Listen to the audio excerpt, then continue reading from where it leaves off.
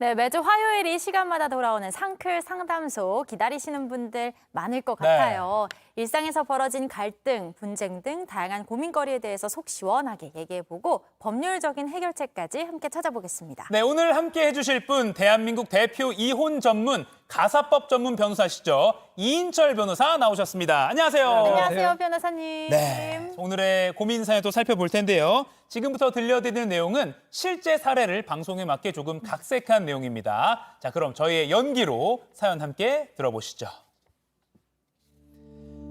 결혼 10년 차 첫째 아이가 초등학교에 입학할 무렵 제가 지방 발령을 받아서 저희 가족은 생이별을 하게 됐습니다. 여보, 애들이랑 당신도 나랑 같이 내려가서 살면 안 돼? 아니, 당신은 당신 생각만 해? 큰애 학교 옮기는 것도 그렇고 친구들도 다 여기 있잖아. 게다가 나도 요즘 교회에서 하는 일이 있어서 당신 못 따라가. 아니, 애들 뭐 아직 초등학교 저학년인데 전학이 뭐 그리 어려운 일이라고. 그리고 거기 학교도 그 동네에서는 교육 수준도 높고 괜찮대. 가족이 다 같이 살아야 좋잖아. 혹시 당신 교회 때문에 계속 애들 핑계 대는 거 아니야? 무슨 말을 그렇게 해? 첫째 친구들이나 봐봐. 초등학교 입학하면서부터 학원을 3-4개씩 다니는데 지방 가면 그런 애들 따라잡을 수 있겠어? 둘째도 이제 겨우 유치원 적응하기 시작했는데 환경 변하는 거 애들한테 오히려 안 좋아. 당신이 좀 이해하면 안 돼? 아내의 강력한 반대에 결국 저 혼자 지방 생활을 시작했습니다. 그런데 가끔 집에 올라올 때마다 아내가 집에 없는 겁니다. 한 번은 서울 본사 업무를 마치고 곧장 서울 집으로 퇴근했는데 집안 꼴은 완전히 엉망진창이고 또 애들끼리만 있는 거예요. 아유, 집이 왜 이래? 얘들아, 엄마 어디 갔어? 아니, 아빠 왔어? 엄마 당연히 교회 갔지. 아니, 이 여자가 또? 한두 번도 아니고 더 이상 참을 수 없어서 아내에게 전화해서 당장 집에 오라고 했습니다. 전화를 받고도 아내는 한참 후에야 집에 돌아오더라고요. 당신 애들만 두고 이렇게 매일 이렇게 집 비워뒀던 거야? 집안 꼴 이건 또 뭐야? 이럴 거면 당장 짐 싸서 같이 내려가. 아니, 당신은 어쩌다 한 번 집에 와놓고는 잘 알지도 못하면서 왜 그래? 나 정말 가끔 이러는 거야. 당신 생각하는 것처럼 그렇지 않다고. 아니, 이런 일이 처음도 아니잖아. 그리고 이거 이 대출은 뭐야 이거? 저번처럼 또 교회에 갖다 준 거야? 내가 나만 좋자고 이래? 다 우리 가족 축복 많이 받게 해달라 그러는 거잖아. 그리고 이 돈은 내가 알바해서 갚고 있어. 당신 돈 아니니까 걱정하지 마. 뭐 지금 그 말이라고 하냐? 집안 꼴 이렇게 해두고 교회 가서 살 거면 나랑 그냥 이혼. 어차피 따로 사는 거 법적 정리하고 끝내. 나 당신이랑 더는 이렇게 못 살아. 종교에 빠져서 애들도 집안도 모두 뒷전이 나네. 더는 못 참겠는데 어떻게 하죠? 도와주세요, 이인철 변호사님. 와, 네. 변호사님, 이게 그 종교 때문에 가정 불화가 이렇게까지 심각해질 수가 있나요? 많아요. 이런 부분 많습니다. 종교 갈등으로 이혼까지 결심하는 부부가 크게 두 가지 유형을 나눌 수가 있는데 예. 첫 번째는 오늘 사례와 같이 상대방이 너무 지나치게 이제 종교 활동에 빠져 있는 경우. 예. 그래서 이제 혼인이 파탄된 경우가 있고 두 번째는 뭐냐면 자신의 종교를 다 배우자한테 강요하는 경우가 있어요.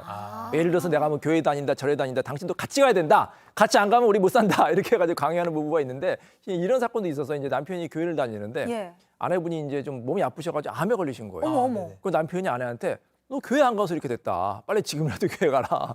이렇게 해서 이제 막말해가지고 이혼까지 하는 경우도 있었습니다. 아니, 아내가 암에 걸렸는데 교회 안 다니니까, 그래 내 말 안 듣고 교회 안 다니니까 암 투명하는 거야라고 했다는 거죠. 네. 아유, 야, 그거 심한데. 네. 이 부부의 상황을 좀 더 들어보겠습니다. 지금 네. 아이가 둘이 있고요. 결혼 생활도 10년 가까이 됐습니다. 그런데 이제 남편 직장 지방으로 발령이 나면서 예. 처음에 떨어져 살아도 뭐 그렇게 사이가 엄청 나쁘진 않았던 것 같아요. 그런데 아내가 종교 활동 때문에 집을 너무 자주 비우면서 문제가 된 것 같습니다. 이 사연 속 주인공 언제부터 갈등이 있었던 거예요?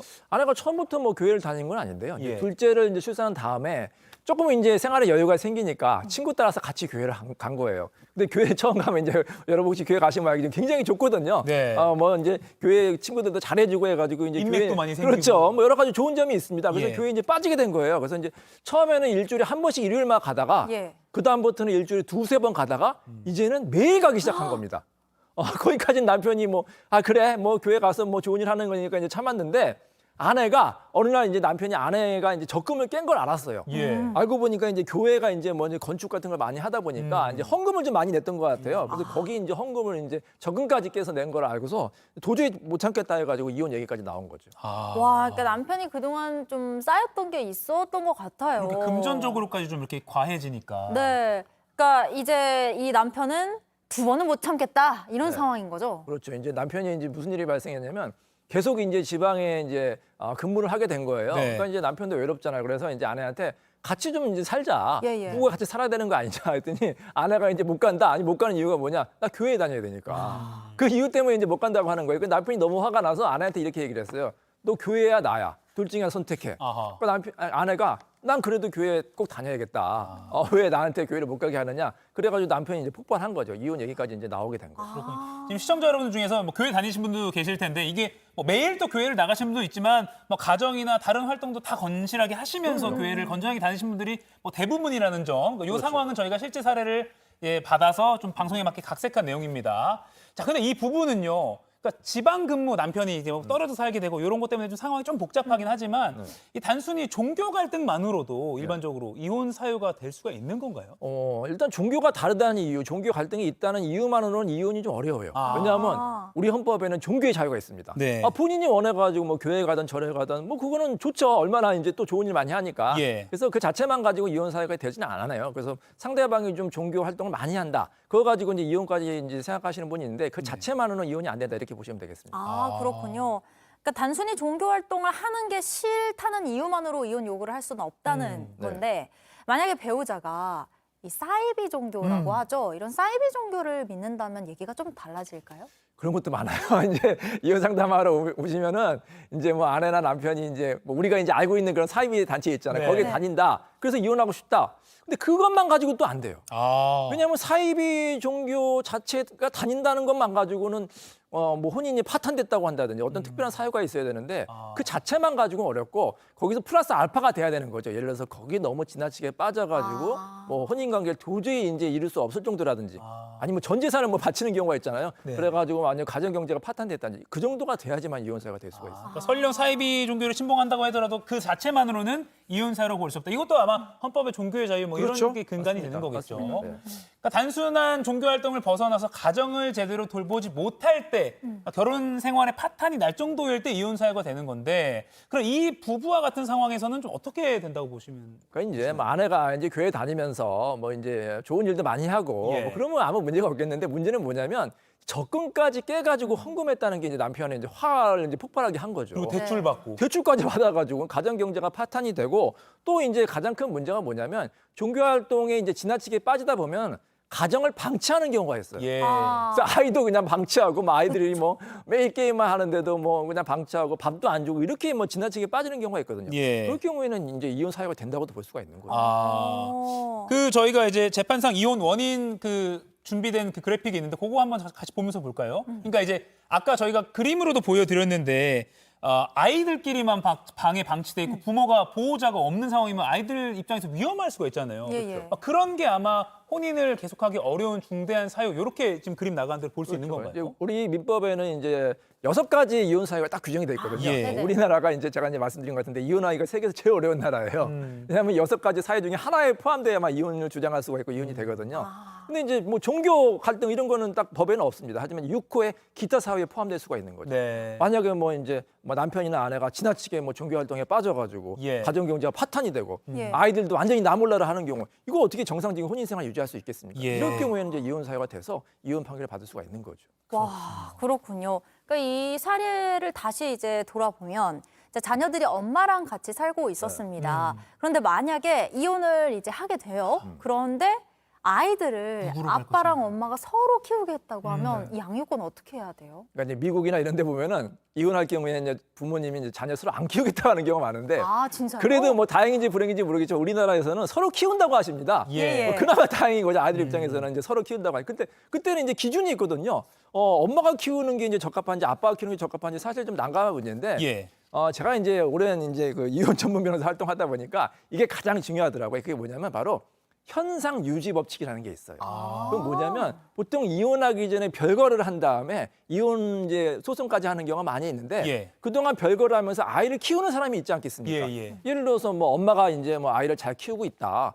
그러면 뭐 굳이 아빠가 이제 아이를 꼭 내가 키워야 된다고 하면 법원에서 엄마 못 키우니까 아빠한테 줘. 이렇게는 잘 안 하고요. 예. 네네네. 또 반대로 엄마가 예를 들어서 뭐 너무 이제 집안에 있기가 싫어서 혼자서 가출을 하신 거예요. 예. 그래가지고 1년 동안 이제 아빠가 키우고 있었다. 그럴 경우에 엄마가 뒤늦게 아이를 키우겠다. 그런 경우에도 법원에서 잘 인정 안 해주거든요.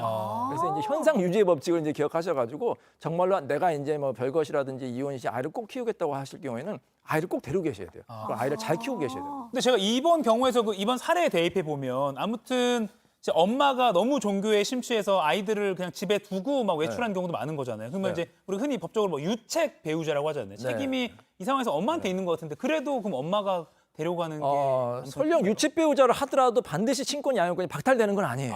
그렇군요. 만약에 이제 아내가 아이를 이제 방치했는데 또 아이들의 의사도 중요하거든요. 네. 그럼에도 불구하고 아이가 엄마랑 살고 싶다고 하는 경우가 있어요. 그럴 경우에 또 아이 의사를 또 인정해줘야 되기 때문에 엄마가 설령 유책 배우자도 하더라도 친권자, 양육권자로 지정되는 경우도 있습니다. 아, 그렇군요. 아이들의 의사도 존중해야 되니까 이 부모들의 싸움 때문에 아이들에게는 엄마나 아빠와 이렇게 따로 살아야 하는 어떻게 보면 되게 좀 고통스러운 순간이 네. 다가오는 건데 양육권이 없어도 당연히 아이들을 만날 수 있죠. 많은 분들이 이제 이혼하면서 예. 아이들을 안 보여주고 싶은 경우가 많아요. 차라리 아이를 안 보여주는 게 아이들한테 좋다고 생각하시는데 많은 전문가들이 그래도 엄마나 아빠는 꼭 있어야 된다. 그리고 자주 봐야 된다는 게 아이 정서에 좋다고 이제 하는 게 연구 결과거든요. 예. 그래서 설령 부부가 이제 서로 안 맞아서 헤어질 수는 있지만 아이 엄마 아빠의 관계는 영원히 가는 거예요. 그리고 자주 보여지는 게 이제 바람직하고요. 그래서 우리 법원에서는 보통 한 달에 2번 1박 2일로 이제 면접 교섭을 인정하고 있습니다. 그리고 적극적으로 상대방한테 면접 교섭 해주는 게 자녀 정서에도 좋다 이렇게 보시면 되겠습니다. 아, 면접 교섭권이라고 하는군요. 맞습니다. 그러니까 다시 정리를 해보면 아까 이 사례처럼 엄마가 약간 아이들을 방치하고 뭐 교회를 자주 나간다고 하더라도 그러니까 이른바 유책 배우자로 보인다 하더라도 뭐 아이들의 의사나 또 판사가 별도로 좀 따져봤을 때 엄마랑 계속 생활하는 게 좋겠다. 이게 현상유지상으로 좋겠다 하면 유책 배우자여도 엄마랑 살 수 있게 된다. 엄마가 주 양육자가 될 수 있다. 네, 그게 일반적인데 근데 예. 너무 지나치게 예를 들어서 종교에 빠져가지고 아이를 완전히 방치하는 수준에 있어서 예. 아이 분리 너무 안 좋다. 그럴 경우에 아빠도 지정될 수도 있습니다. 그런 판단은 판사가 여러 가지 증거나 뭐 그렇죠. 진술도 듣고 하는 거죠. 맞습니다. 그럼 예를 들어서 남편이 이거 봐라 애들이 이렇게 집에 혼자 방치돼 있는 방치돼 사진이 있다. 이렇게 있습니다. 네. 이런 걸 제시하면 또 아빠가 가져올 수 있는 거고. 네, 맞습니다. 결국엔 일반적인 이렇게 법정 다툼처럼 그렇게 또 따져보는 관계가 그런 상황이 생기는 거군요. 늘 느끼지만 네. 증거를 남기는 게 중요한 그것도 중요한 것 것 같아요. 네네. 그리고 저는 또 마지막으로 궁금한 게요, 변호사님.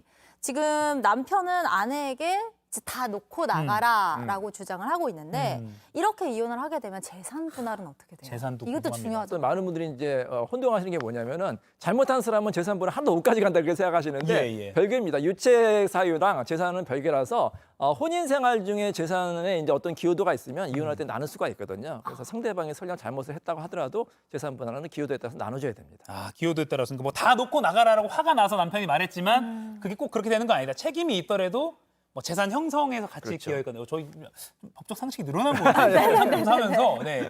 근데 그런 기여도에 따라서 나눠 가질 수 있다. 네, 여기까지 정리하겠습니다. 지금까지 상클 상담소 이혼 가사법 전문 변호사 이인철 변호사님과 함께했습니다. 고맙습니다. 고맙습니다.